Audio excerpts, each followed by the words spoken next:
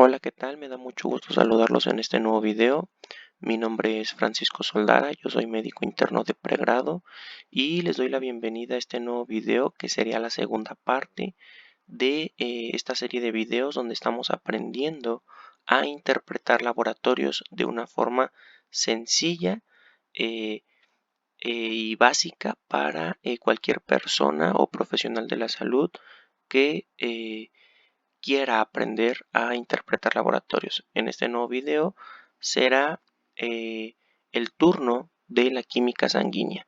Ya previamente subí al canal el video de cómo interpretar una biometría hemática y pues te invito a previamente revisar ese video, o si tú solamente quieres aprender a interpretar química sanguínea, pues quédate en este video. Vamos a comenzar. Esto es lo que podemos valorar en una química sanguínea eh, principalmente, o lo que más nos interesa realmente. El primer parámetro, pues bueno, es la glucosa. Con estos niveles de glucosa, cuando se realiza una buena toma de muestra a un paciente, o sea que sea en ayuno, que sea un ayuno de entre 8 a 12 horas, pues esta toma de glucosa de sangre central nos es útil para diagnóstico, detección oportuna o monitorización de diabetes principalmente. Los rangos considerados normales, como a nivel internacional, podríamos decirlo, de glucosa son de entre 70 a 100 miligramos de cilitro.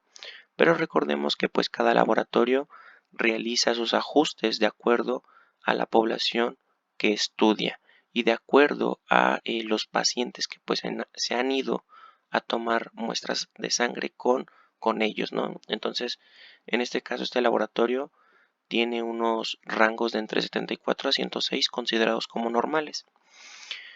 Una persona sana en teoría debería de tener en una toma de glucosa en ayuno menos de 100 miligramos de cilitro, ya que si presenta más de 100 miligramos de cilitro, pues bueno, ya empezaríamos a hablar de una intolerancia a la glucosa o de una resistencia a la insulina.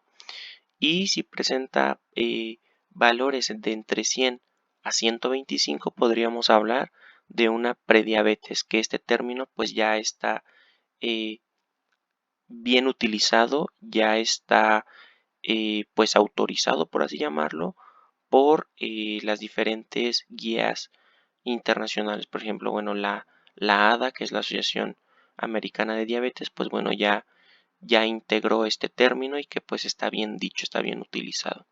Entonces, prediabetes con una determinación de glucosa en ayuno con niveles entre 100 a 125, perdón. A partir de 126, pues bueno, este ya es un criterio diagnóstico de diabetes mellitus, ¿ok? Claro, debería de haber o deberían de estar presentes síntomas de dicha enfermedad, como lo es poliuria, polidipsia, polifagia, pérdida o ganancia de peso, pero bueno, eso es tema para otro video. En este nada más estamos aprendiendo a interpretar laboratorios. Pasando al segundo parámetro o segundo dato que nos reportan en estos laboratorios es la urea. La urea, junto con el nitrógeno ureico en sangre o también denominado BUN, y también con la creatinina, se valoran e interpretan de forma conjunta.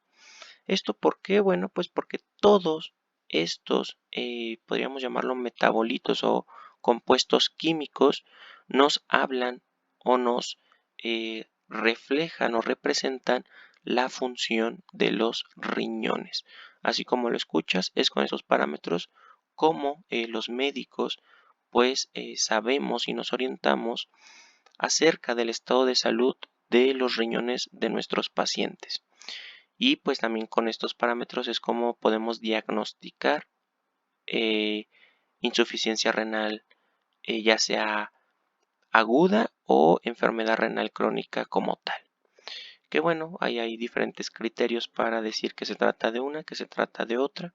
No voy a abordar mucho acerca de ese tema, pero sí quiero que sepas que estos tres parámetros se interpretan y valoran de forma conjunta. y que la urea y el BUN son denominados azuados.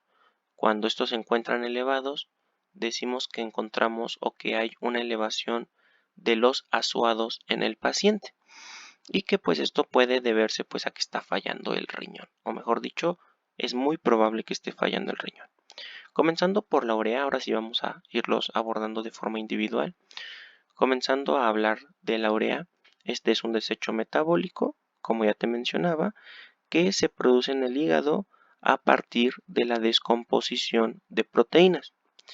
Esta urea viaja por el torrente sanguíneo, llega a los riñones y en los riñones este órgano es el que se encarga de filtrar y eliminar a la urea a través de la orina. La concentración de urea en la sangre, como ya te decía, puede indicarnos que la función renal está fallando o que el riñón no está llevando a cabo su función de forma adecuada. Y bueno, esto también nos habla, del equilibrio proteico del organismo. Entonces, cuando la urea se eleva, que bueno, en este caso aquí este paciente pues presenta niveles o parámetros normales de urea, de acuerdo a los parámetros delimitados por este laboratorio, pues bueno, este paciente, su riñón está trabajando de forma adecuada, está desechando de forma adecuada la urea. Pero bueno, cuando esta urea se eleva, eh, es importante descartar alguna disfunción de los riñones. Ahora bien, pasando al... eh, antes de pasar al siguiente parámetro, también quiero que sepas que cuando esta urea se eleva en sangre, puede dar lugar a algo que se denomina síndrome urémico. Este síndrome urémico nos habla de que la uremia, que es la concentración de urea en sangre, se encuentra elevada y que suele ser frecuente en pacientes con enfermedad renal crónica, puede dar lugar a encefalopatía urémica, a daño en el corazón, daño a muchos otros órganos por intoxicación. Este es un tóxico, es un metabolito tóxico para el cuerpo si se concentra más de lo normal en sangre. O sea, sí puede haber en sangre, pero no debe de estar elevado. Eso es muy importante que lo sepas. En cuanto al síndrome urémico, pues ya te mencionaba, hay ciertos síntomas que eso sí me interesaría que supieras, como pues son las náuseas, el vómito, la fatiga, la pérdida de peso, la pérdida del sabor de los alimentos, dolor en pecho, palpitaciones y disnea, además de calambres musculares. Todos estos son síntomas de de uremia en sangre elevada, ¿ok? Cuando estos desechos se concentran en la sangre en mayor cantidad, pues dan lugar a este cuadro clínico. Pasando al BUN, que este es básicamente por sus siglas el nitrógeno ureico en sangre, pues también este se eleva cuando existe insuficiencia renal, ingesta proteica elevada, aumento del catabolismo proteico, sangrado gastrointestinal muy importante. Este es un parámetro que se utiliza en diferentes escalas médicas para valorar sangrado de tubo digestivo, eh, tanto de diagnóstico como de pronóstico, muy importante. También pues puede elevarse en pacientes que se encuentran deshidratados y pacientes que presentan obstrucción de las vías urinarias. Y finalmente, y muy importante, la creatinina, dentro de estos tres parámetros que te decía que se valoran de forma conjunta, la creatinina es como el principal indicador de la función renal de nuestro paciente. Esta creatinina se introduce en una fórmula que, bueno, la ideal o idónea para saber cómo se encuentra la función del riñón es la fórmula de CK de EPI. Esta fórmula es la de elección para valorar la función renal y bueno, este dato de la creatinina se mete a esta fórmula y de esta forma es como nosotros sabemos o conocemos la tasa de filtración glomerular de nuestro paciente. Los niveles normales de creatinina, según este laboratorio, van de 0.70 a 1.20. Por lo tanto, pues este paciente tiene una creatinina dentro de los parámetros normales. Habría que calcularle su tasa de filtración glomerular para saber cómo está funcionando su riñón. Pero bueno, este dato de la creatinina también nos es útil para el tamizaje de la enfermedad renal crónica, o sea, para diagnosticar enfermedad renal crónica en pacientes en quien nosotros sospechemos que pudiera presentar dicha enfermedad o que presente factores de riesgo. Y por eso es que aquí te presento este diagrama de flujo o este esquema en el cual nos habla de cómo debemos hacer el tamizaje de enfermedad renal crónica y en qué pacientes.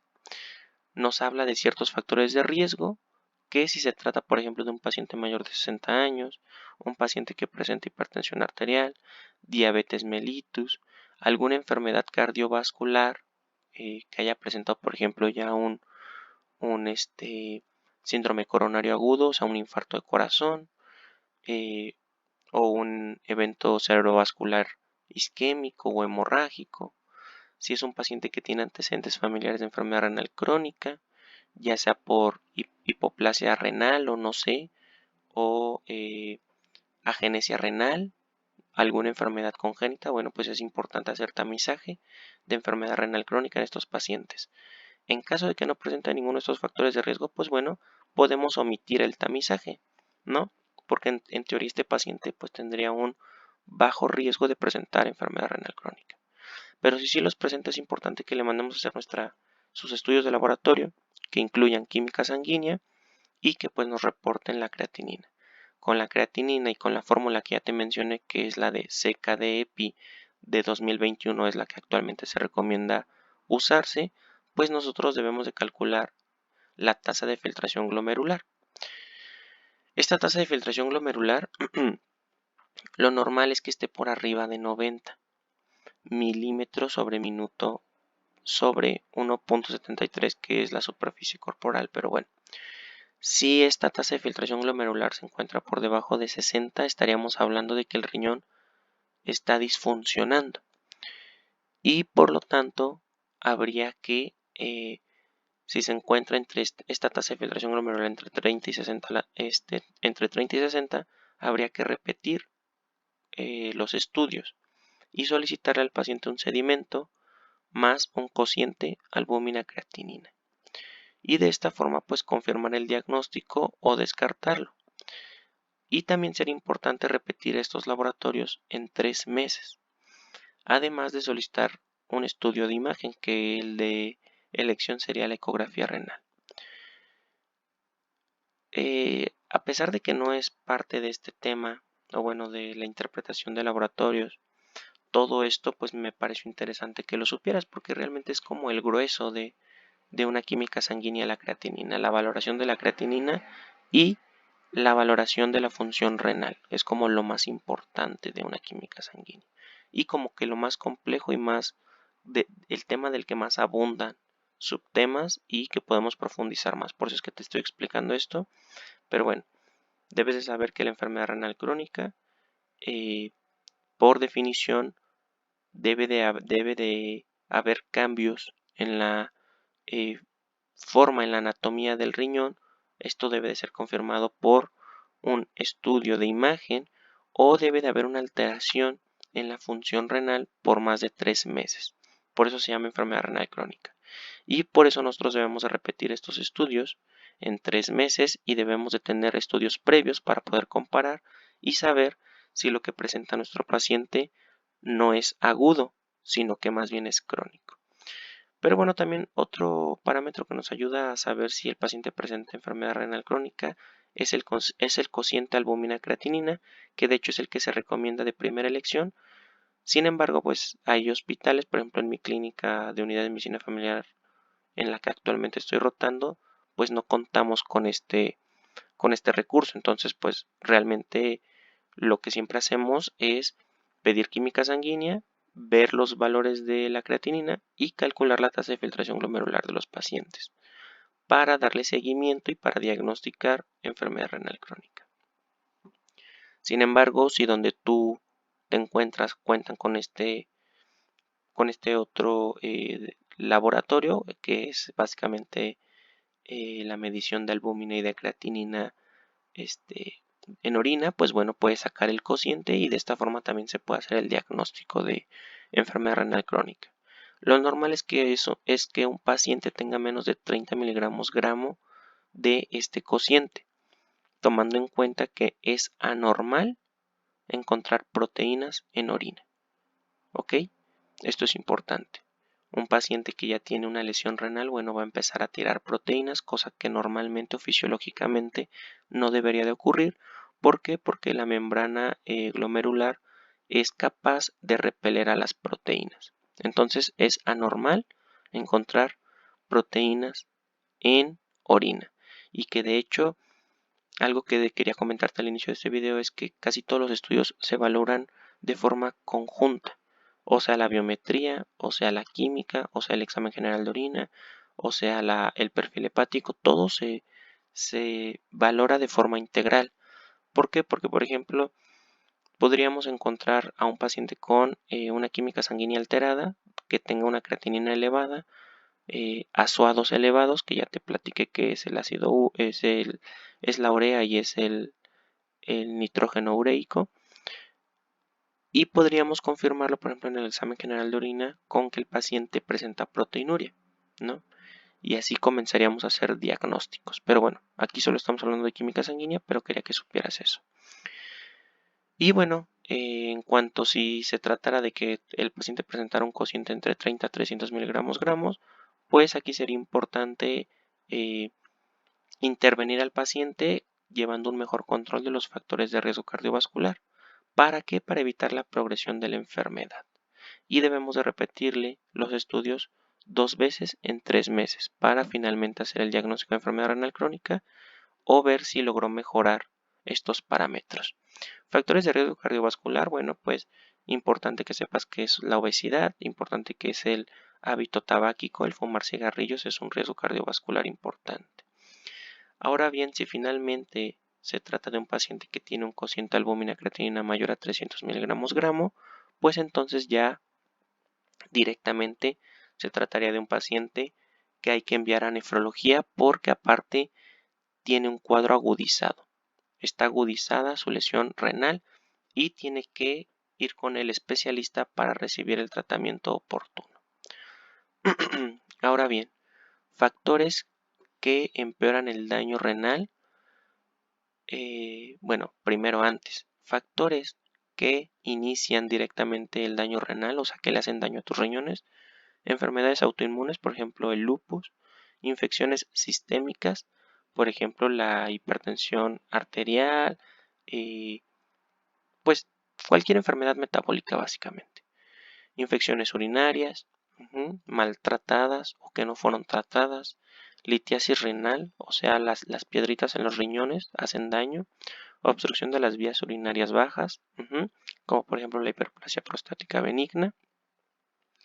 También fármacos nefrotóxicos, principalmente los AINES, por eso de aquí la importancia de que siempre les repetimos a los pacientes en consulta que no hagan uso crónico de los analgésicos antiinflamatorios no esteroideos, como por ejemplo el diclofenaco, el ketorolaco, el piroxicam, todos los analgésicos, todos. También la hipertensión arterial y la diabetes, ¿no? Todos estos son factores que dañan a los riñones. Ahora, factores que hacen que progrese la enfermedad renal o que empeore el daño renal y que con esto se acelere el deterioro funcional de los riñones, por ejemplo, la proteinuria persistente, la hipertensión arterial mal controlada, la diabetes mal controlada, el tabaquismo, la dislipidemia, que ahorita vamos a ver los otros parámetros de la química sanguínea y que ahí valoramos la dislipidemia con la medición de triglicéridos, colesterol, etc. Anemia, enfermedad cardiovascular asociada y la obesidad. Todos estos son factores que aceleran la disfunción renal. Bueno, regresando a lo que son los parámetros de la química sanguínea después de ese super resumen de tamizaje de enfermedad renal crónica, el otro parámetro que nos reportan es el ácido úrico. Este es importante para descartar hiperuricemia y también para las crisis,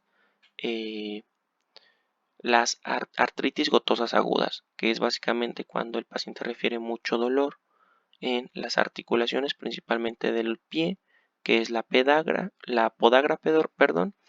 La podagra es esta sintomatología o este cuadro clínico en el cual el paciente refiere dolor intenso en principalmente el dedo gordito de los pies y que se da secundario a la hiperuricemia y a la cristalización del ácido úrico en las articulaciones. Por eso es importante este valor y que bueno, este ácido úrico lo podemos disminuir eh, disminuyendo el consumo de proteínas en la dieta.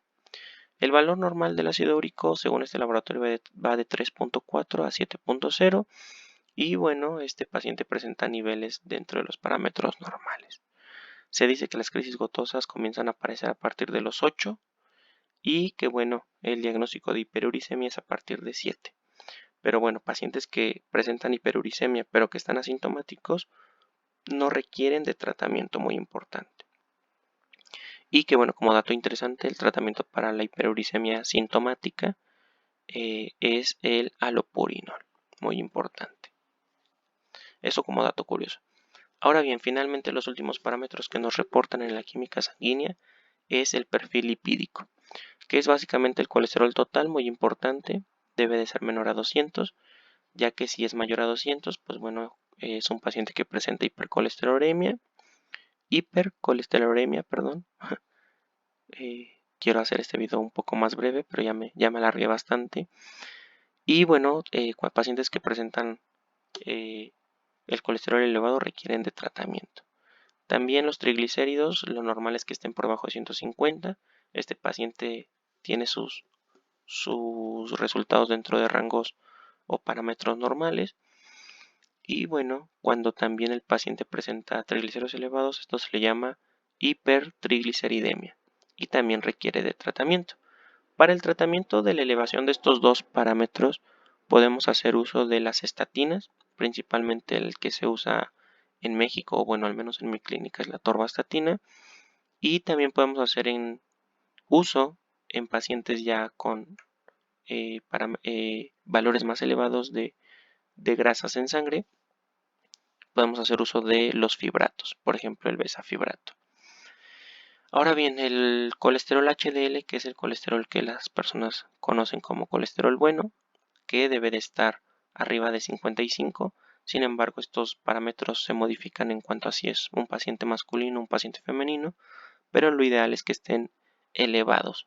No exageradamente, pero sí que estén elevados, porque si están disminuidos, comenzamos con riesgo cardiovascular.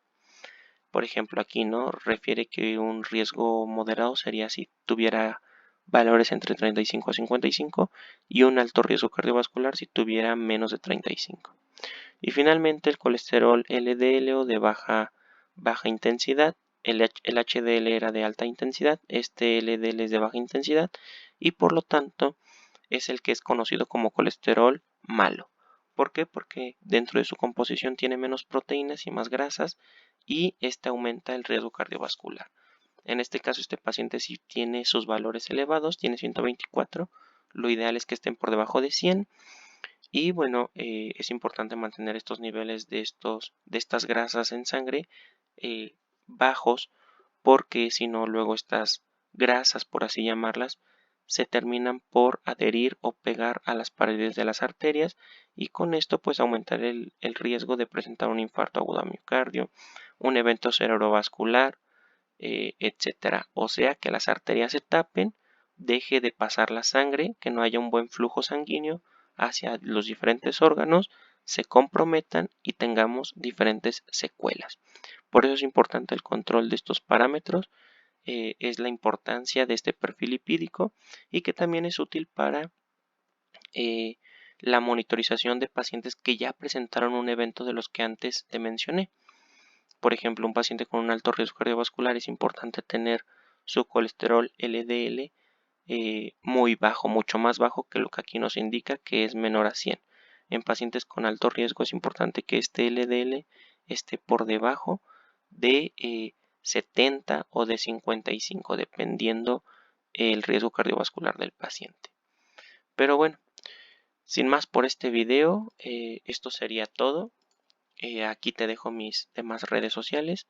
Te invito a que me sigas en Instagram, en Facebook y en TikTok. Además de que te suscribas a este canal, de esa forma me ayudarías muchísimo. También te invito a que tengas la confianza de dejarme en la caja de comentarios alguna duda, algún comentario positivo, alguna retroalimentación, algo que yo haya dicho mal o algo que te haya quedado duda, que me lo hagas saber ahí en los comentarios. Finalmente, pues bueno, que actives la campanita de notificaciones para que YouTube te notifique cada que yo suba nuevo contenido y de esta forma no te pierdas nada nuevo que yo suba al canal. También te invito a que compartas este video con más compañeros para seguir creciendo como comunidad. Sin más por este video, hasta el próximo.